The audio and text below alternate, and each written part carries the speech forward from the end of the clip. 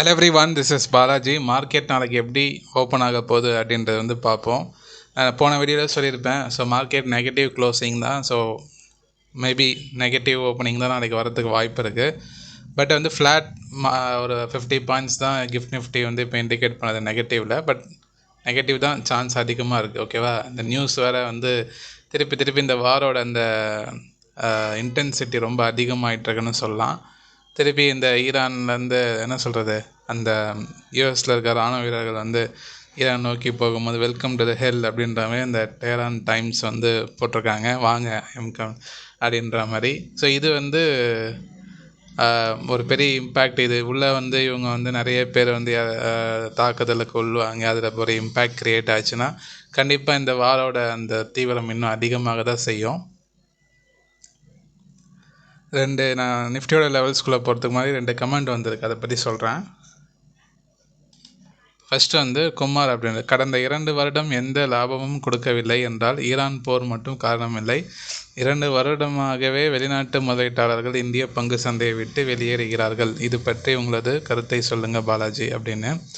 அதாவது அது சொல்கிறது கரெக்டு தான். 2 வருஷமாக நான் போன வீடியோவில் நிஃப்டியோட அவுட்லுக் பற்றி சொல்லியிருப்பேன். மந்த்லியில் நிஃப்டி லாங் டேர்மில் லாஸ்ட்டு 2 இயர்ஸாக எந்த ரிட்டர்ன்ஸும் கொடுக்கல. திருப்பி அதே லோவில் பக்கத்தில் வந்திருக்கு. 2024 லோவில் தான் இப்போ ட்ரேட் ஆகிட்டுருக்கு பக்கத்தில். அப்போ இந்த 2 வருஷம் பெரிய ரிட்டர்ன்ஸ் கொடுக்கல. இதுக்கு வந்து ஈரான் போகிற மட்டும் காரணம் தான். எஃப்ஐஎஸோட செல்லிங்கும் காரணம் தான். ஆனால் நீங்கள் ஹிஸ்டரியில் எடுத்து பார்த்தீங்கன்னா 2021 எஃப்ஐஎஸ் வந்து இந்தியன் மார்க்கெட்டில் செல்லிங்கில் தான் இருக்காங்க. ஓகேவா? ஸோ அப்போதுலேருந்து நிஃப்டி ஏறிக்கு தான் இருக்குது. ஸோ அவங்க ரீசன் ஈவன் கோவிடுக்கு அப்புறம் இந்தியாவில் வந்து ஸ்டாக் மார்க்கெட்டில் ரீட்டைல் பார்ட்டிசிபேஷன் வந்து ரொம்ப அதிகமாகிடுச்சு. ஸோ அதெல்லாம் நிறைய ரீசன்ஸ் இருக்குது. டிஐஎஸும் ரொம்ப பெரிய லெவலில் அக்யூமுலேட் பண்ணுறாங்க. அதனால் எஃப்ஐஎஸ் வந்து செல் பண்ணாங்கன்னா மார்க்கெட் இறங்கிற ரூல் கிடையாது. ஆனால் மந்த நிலை அப்படின்றது வந்து ஒன்று இருக்குது. லாஸ்ட் 2 இயர்ஸாக மார்க்கெட் வந்து 2020 ஒரு பெரிய ஏற்றம். இப்போ நீங்கள் இதுக்கு முன்னாடி பார்த்தீங்கன்னா ரஷ்யா உக்ரைன் வார் டென்ஷனில் 2021 2023 வரைக்குமே கிட்டத்தட்ட 2 வருஷமாக மார்க்கெட் மந்த நிலையில் தான் இருந்துச்சு. அதே இடத்துல சுற்றிட்டு இருந்தது. அதுக்கப்புறம் அது பிரேக் அவுட் ஆகி ஒரு பெரிய மூவ். ஸோ இதே ஒரு மார்க்கெட்டுன்றது ஒரு மந்த நிலை வந்து அதுக்கப்புறம் அடுத்த லெவலுக்கு போகும். அதோட இயல்பல் தான் இப்போ இருக்க மாதிரி நான் ஃபீல் பண்ணுறேன். ஸோ எஃப்ஐ செல்லிங்கிறது ஒரு ஒன் ஆஃப் த ஃபேக்டர் தான். அது முழுக்க அது மட்டுமே காரணம்ன்றதை வந்து நான் வந்து சொல்ல மாட்டேன். அடுத்து வந்து சந்திரசேகர் அப்படின்ற ஒருத்தர் கமெண்ட் பண்ணியிருக்காரு. ஒரு பெரிய கமெண்ட்டு, பட் சின்ன ஹைலைட்ஸ் மட்டும் சொல்கிறேன் உங்களுக்கு. அவர் என்ன சொல்கிறாருன்னா, மார்க்கெட் வந்து இப்போது அன்பிரடிக்டபுளாக இருக்குது. ஸோ இன்னும் ஒரு 10 இயர்ஸ் வந்து மார்க்கெட் வந்து இதே மாதிரி இருந்தால் அப்போ எந்த பேசிஸில் ஸ்டாக் மார்க்கெட்டில் இன்வெஸ்ட் பண்ணுறது, எப்படி நம்ம ஸ்டாக் மார்க்கெட்டில் வந்து ஒரு நம்பிக்கையாக இன்வெஸ்ட் பண்ண முடியும் அப்படின்றது வந்து ஒரு கேட்டிருக்காரு. So more profitable option is investing through passive index fund due to the low expense ratio. So நிறைய ஆக்டிவ் ஃபண்ட்ஸ் வந்து இண்டெக்ஸ் ஃபண்ட்ஸை கூட வந்து பீட் பண்ணல. அப்போ ஸ்டாக்ஸில் ஈக்விட்டியில் இன்வெஸ்ட் பண்ணுறது வந்து ஒரு ரிஸ்க்கு தானே, அதுக்கு நம்ம இண்டெக்ஸ் ஃபண்ட்லேயே இன்வெஸ்ட் பண்ணிட்டு போயிடலாமே. உங்களோட கருத்து என்ன? சில இதெல்லாம் கேட்டிருக்காரு. சப்ஜெக்ட் டு த மார்க்கெட் ரிஸ்க்ன்றது ஒரு வேர்டு அப்படின்னு சொல்லிட்டு போயிடலாம். பட் வந்து மார்க்கெட் கண்டிஷன் அப்படின்றது வந்து இப்போ நீங்கள் அன்சர்டனிட்டி அப்படின்றது வந்து ஸ்டாக் மார்க்கெட் மட்டும் கிடையாது. ஈவன் ரியல் எஸ்டேட்லேயும் அன்சர்டனிட்டி இருக்குது. ஓகேவா? ஸோ பிஸ்னஸ்லேயும் அன்சர்டனிட்டி இருக்குது. ஸோ பாண்ட்ஸ்லேயும் அந்த மாதிரி கிரெடிட் ரிஸ்க் இருக்குது. ஓகே, ஃபிக்ஸட் டெபாசிட்டும் வந்து உங்களுக்கு ரேஷியோ ரிப்போ ரேட்டு, இந்த ஸ்டாச்சுரி ரேட்டு, பேங்க் ரேட்லாம் வந்து ரெடியூஸ் பண்ணாங்கன்னா கண்டிப்பாக ஃபிக்ஸட் டெபாசிட் ரிட்டர்ன்ஸும் கம்மியாகும். பட் இன்ஃப்ளேஷன் பீட் பண்ணுற மாதிரி ரிட்டர்ன்ஸ் வந்து உங்களுக்கு ஸ்டாக் மார்க்கெட் தான் கொடுக்கும். ஸ்டாக் மார்க்கெட், கோல்டு மார்க்கெட், அப்புறம் ரியல் எஸ்டேட், இது 3 தான் இன்ஃப்ளேஷன் பீட் பண்ணுற ரிட்டர்ன்ஸ் வந்து கொடுக்கும். இந்த லேண்டை வந்து நீங்கள் உடனே லிக்விடேட் பண்ண முடியாது. கோல்டு வந்து நீங்கள் கோல்டாக இருந்தால் லிக்விடேட் பண்ணலாம். அது நீங்கள் ஃபிசிக்கலாக வச்சுருந்தீங்கன்னா அதுக்கு சைக்கிளி சேதாரம், அதுக்கு ஒரு டேக்ஸு பிளாப்லா, அதிலே வந்து 15% காலியாகிடும் ரீசேல் பண்ணும்போது. ஸோ பெட்டர் ஆப்ஷனாக நம்ம பார்க்கும்போது லிக்விடேட் பண்ணும்போது ஈக்விட்டி ஸ்டாக் மார்க்கெட் ஒரு பெட்டர் சாய்ஸ். பட் அதுக்கான ரிஸ்க்கும் இருக்குது, அட்வான்டேஜும் இருக்க தான் செய்யுது. நம்ம வந்து முழுசாகவே வந்து ஒமிட் பண்ணிட்டு இதில் வந்து ஸ்டாக் மார்க்கெட்னாலே இப்படி தான் அடுத்த 10 இயர்ஸ்க்கு ஏறவே ஏறாது அப்படின்றதெல்லாம் கிடையாது. ஃபஸ்ட்டு நம்பணும் நம்ம. ஓகே, நம்ம எக்கனாமி வந்து இன்னும் வந்து யூஎஸ் மாதிரி வந்து வெல் டெவலப்டு ஸ்டேஜ் தான் இன்னும் போகல. We are developing 4th largest economy in the world. இன்னும் வந்து 3 மெம்பர்ஸை வந்து டார்கெட் பண்ணோம். ஸோ நம்மளும் எக்கனாமிக்கலாக இன்னும் டெவலப் ஆகிட்டு தான் இருக்கோனால நம்ம ஸ்டாக் மார்க்கெட்டை ஏற தான் செய்யும். So we have potential market. அதனால் இந்தியன் மார்க்கெட் வந்து அன்டாப்டு மார்க்கெட் நிறைய இருக்குது. அதனால் தாராளமாக நீங்கள் ஃபோக்கஸ் பண்ணலாம். அது இல்லாமல் இந்த மாதிரி ரிசர்ஷன்ஸ் கிராஷ்லாம் வந்ததுன்னா ஒரு ஆப்பர்ச்சுனிட்டி, அது நம்ம பயப்படக்கூடாது. நல்ல சீப் நல்லா ஒரு மைண்ட் செட் என்னென்னா, மார்க்கெட் ஹையில் இருக்கும் போது எல்லோரும் வாங்குறதுக்கு துடிப்பாங்க, லோவில் இருக்கும்போது பயப்படுவாங்க மார்க்கெட் இறங்கிடும். பட் இது வந்து ஒரு குட் சாய்ஸ்ன்றது யாருக்கும் தெரியறதில்ல. Just invest. பட் என்ன ஒரே ஒரு கண்டிஷன்னா, ரெகுலராக ட்ராக் பண்ணணும். ஸ்டாக் மார்க்கெட் பொறுத்த வரைக்கும் இன்வெஸ்டராக இருந்தாலும் சரி, ட்ரேடராக இருந்தாலும் சரி, மார்க்கெட்டை அனலைசிஸ் பண்ணி ரெகுலராக ட்ராக் பண்ணுங்கள். Knowledge is power. ஸோ எப்போ என்ன தான் அன்சர்ட்டி வந்தாலும் சடனாக நம்ம வந்து ரியாக்ட் பண்ணுறதுக்கு நம்ம அவைலபிளாக இருக்கணும். அவைலபிளாக இருந்துட்டிங்கன்னா நம்ம இந்த மாதிரி ரிஸ்க்கெல்லாம் வந்து கண்ட்ரோல் பண்ணலாம். இதுதான் என்னோடய வியூ. ஓகே, இன்னொரு கமெண்ட் வந்திருக்கு. என்னென்னா, செந்தில்குமார் சார், நீங்கள் என்ன ஸ்ட்ராட்டஜியில் ஆப்ஷன் ட்ரேடிங் செய்கிறீர்கள், கொஞ்சம் தெளிவாக சொல்லுங்கள் சார்.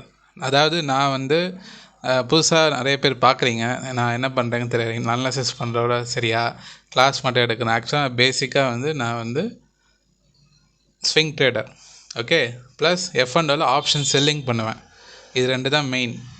இன்னொன்று எக்ஸ்ட்ரா வந்து என்னென்னா, ஃபீச்சர்ஸை வந்து பை பண்ணுவேன். நல்ல கம்பெனி ஷார்ட் பீரியடில் பெரிய லெவலில் கிராஷ் ஆச்சுன்னா ஃபீச்சர்ஸை பை பண்ணுவேன். இது 3 தான் மெயின். அது இல்லாமல் எனக்கு லாங் டேர்ம் ஷார்ட் டேர்ம் போர்ட்ஃபோலியோலாம் தனியாக இருக்குது. ஓகே, ஸோ இதான் வந்து என்னோடய ரோல். அது இல்லாமல் நான் வந்து NSE ஆத்தரைஸ் பர்சன், அது எல்லாருக்குமே தெரியும். ஸோ நிஃப்டி 50 நிஃப்டியை பொறுத்த வரைக்கும் நாளைக்கு கேப் டவுன் ஆக தான் வாய்ப்பு இருக்குது. இண்டிகேட்டிங் ஏன் அப்படின்னு கேட்டிங்கன்னா, டவ் வந்து ப்ரீவியஸ்லோ நான் லாஸ்ட் வீடியோவில் வந்து டிஸ்கஸ் பண்ணும்போது டவ் வந்து ப்ரீவியஸ்லோ உடைக்கல. ஆனால் இப்போ உடச்சி அதுக்கு கீழே தான் இப்போ க்ளோசிங் வச்சுருக்காங்க.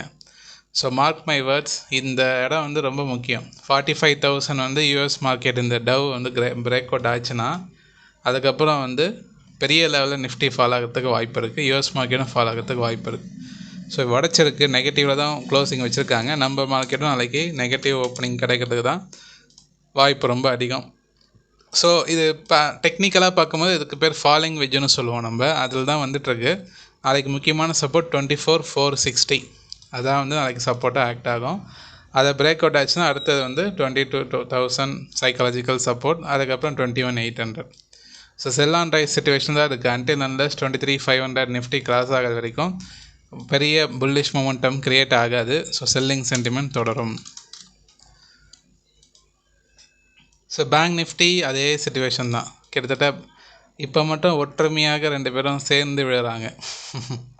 ஸோ பேங்க் நிஃப்டியும் கிட்டத்தட்ட சேம் சிச்சுவேஷன். 52 அடுத்த லோ வந்து 51,300 டெஸ்ட் பண்ணுறதுக்கு சான்ஸ் இருக்குது. ஏன்னா நாளைக்கு மார்க்கெட் லீவ் நினைக்கிறேன்.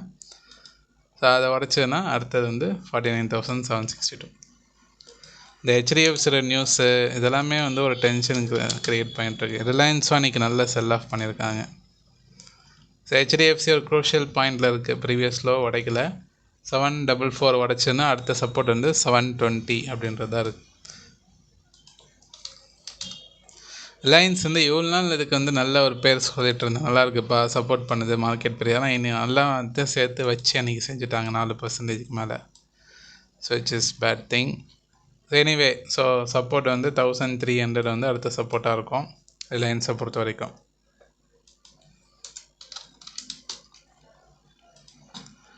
நிஃப்டி ஐடி கொஞ்சம் ரிக்கவர் ஆகிற மாதிரி தெரியுது. நான் ஃபாலோ பண்ணுறேன், அதை பிரேக் அவுட் தான் சொல்கிறேன். Okay, right. ஸோ புரிஞ்சிருக்குன்னு நினைக்கிறேன். நாளைக்கு மார்க்கெட் நெகட்டிவ் பயாஸில் தான் ஓப்பன் ஆகிறதுக்கு சான்ஸ் இருக்குது. நீங்கள் என்ன நினைக்கிறீங்கன்னு கமெண்ட் பண்ணுங்கள். இன்னொரு விஷயம், அதாவது நிறைய பேர் இந்த price action class, trading class எப்படி ரிஜிஸ்டர் பண்ணுறது அப்படின்னு கேட்டிருந்தீங்க. நான் எங்கள் டீம் எல்லாருக்கும் அதெல்லாம் வந்து என்கொயரி பண்ணியிருந்தோம். நாங்கள் வந்து ஷெடியூல் அமைச்சிருக்கோம். அதாவது price action class for April month batch registration இன்னிலேருந்து ஓப்பன் ஆகுது. அந்த லிங்க் வந்து இந்த டிஸ்கிரிப்ஷன் இந்த வீடியோவில் கொடுத்துருப்போம், போய் பாருங்கள். விருப்பப்படுறவங்க ரிஜிஸ்டர் பண்ணிக்கோங்க. ஏதாவது டவுட்ஸ் இருந்தால் வாட்ஸ்அப்பில் வந்து கூப்பிடுங்க. Okay, right. மிக்க நன்றி நண்பர்களே.